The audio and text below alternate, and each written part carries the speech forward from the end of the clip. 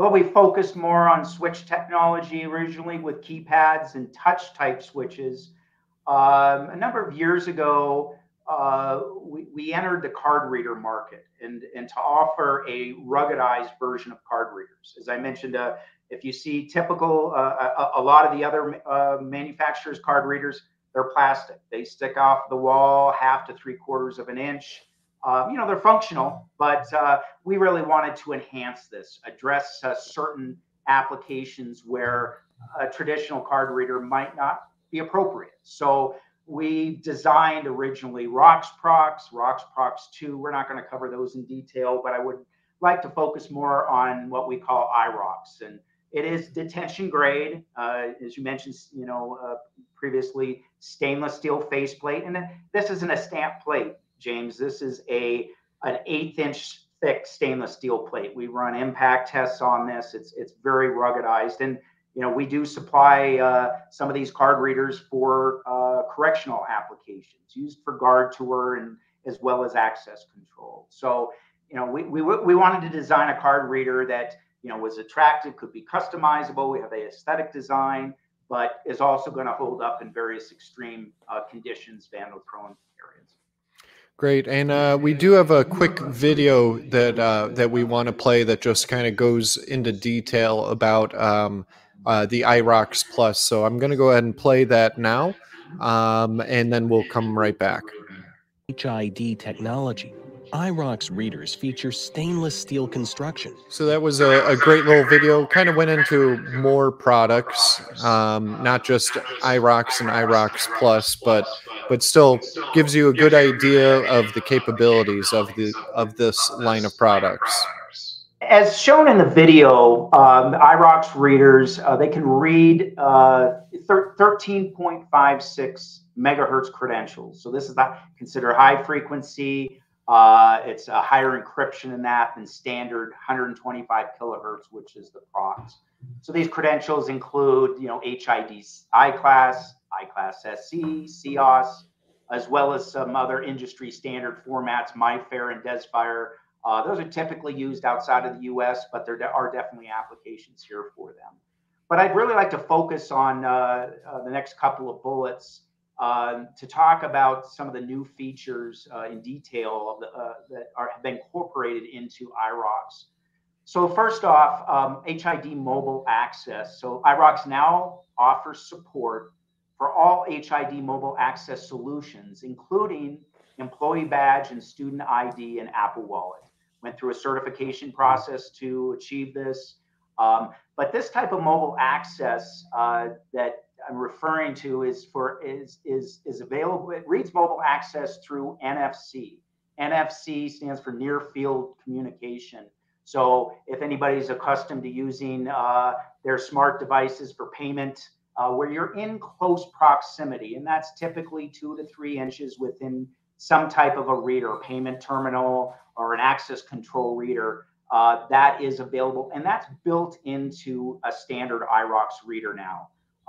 We do have option, and I'll talk about this in a bit, for Bluetooth. Bluetooth, we're all familiar with it with various devices. It does have a longer read range, but part of our experience is that it does have some applications, but the range is typically much longer than just a couple inches. Bluetooth, you can read several feet, up to even, I think I've heard instances where Bluetooth will read at 30 feet. So the question there becomes, intent of opening the door. So personally, I tend to prefer near field communication just because it's the intent. I want to open this door. You walk down a hallway and you've got, multiple doors. How do you know, particularly if you're using Bluetooth, which one to gain access? So mobile credentials, you might ask, everybody carries their phones with them, right? So, what are some of the advantages of mobile access, mobile credentials over traditional physical credentials, which have been around for many years? So James, if you think about it, mobile credentials, they're less likely to get lost, misplaced, or even, used by an unauthorized person. And the main reason for that is because basically those digital credentials are embedded within the phone. There's added layers of security to it. And the smartphone, it's typically used by one user, right? The owner. You're not sharing your phone versus an physical access control card, a badge, somebody could share with somebody else to gain access. So you also have increased security because of the mobile credentials, and we use, PIN or fingerprint, Face ID, some of the different methods on our mobile devices just to open them up. So there's a lot of flexibility in these mobile devices in terms of the mobile credentials and how we use them.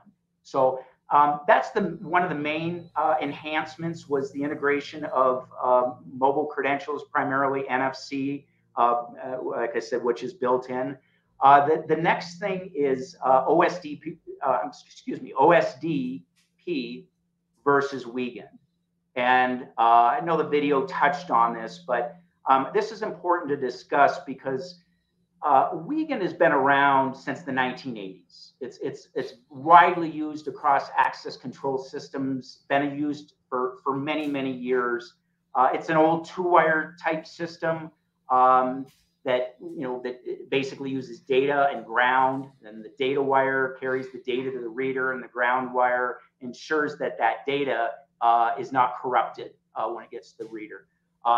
This Wiegand interface is something that's been used by virtually all OEM access control manufacturers for many, many years. So, it's easy to use, cost effective, easy to support. However, there are vulnerabilities with Wiegand. One of the main issues is the wiring. There could be tampering that could take place in the wiring to access data, which could be stolen, it could be manipulated. So what's happening, James, is that the industry is transitioning to what they call OSDP, which stands for Open Supervised Device Protocol. So this is a type of protocol that was developed by SIA. This is the Security Industry Association back in 2012. And again, they recognized some vulnerabilities with Wiegand, so they really wanted to focus on a more secure encrypted format that would protect that access control data. So it's a 4-wire based system. You got a couple wires for power, a couple wires for data transmission, but the main point is that it offers it's more secure than Wiegand. It utilizes 128-bit encryption, and it can authenticate the reader as well as the card. So a lot more flexibility. It is more expensive than Wiegand, but we are definitely seeing, particularly corporate environment, corporate customers, government, a lot of these customers that are transitioning to OSDP, because it has the advantage, and it is a bi-directional type of authentication that takes place, and this encryption of the data between the card reader and the access control panel. So those are, like I said, kind of the main features that I wanted to focus on. As I've mentioned, you brought up the encapsulated electronics and that, but iRox does offer a series of options. The different size faceplates, the mullion, single gang, double gang, as well as the different finishes, and this ligature-resistant bezel that's shown on the left there. This is a recent enhancement to the product, specifically for behavioral health applications. As I mentioned, it's an 1/8-inch stainless steel faceplate, but you take this ligature bezel and you can see that bevel on the top. It does make it truly ligature resistant. There's nothing that could be, wrapped around that for a patient to hang themselves on it. So, happy to have this product, happy to introduce the next generation to incorporate some of these more advanced features. Now, the iRox Plus that has the mobile credential reader built into it, that item is not currently in Grainger. So you could go through Grainger sourcing until we do get it added into Grainger's, our assortment with Grainger. So that is something that we will be working on here soon. One thing I will mention, James, is we refer to the product as mobile ready. So it does, yes, it does have that those capabilities built in, particularly with NFC and the OSDP. But in terms of mobile access, you know, there is a transition process from physical credentials to mobile credentials. If you want to learn more about Essex Electronics, scan the QR code down below.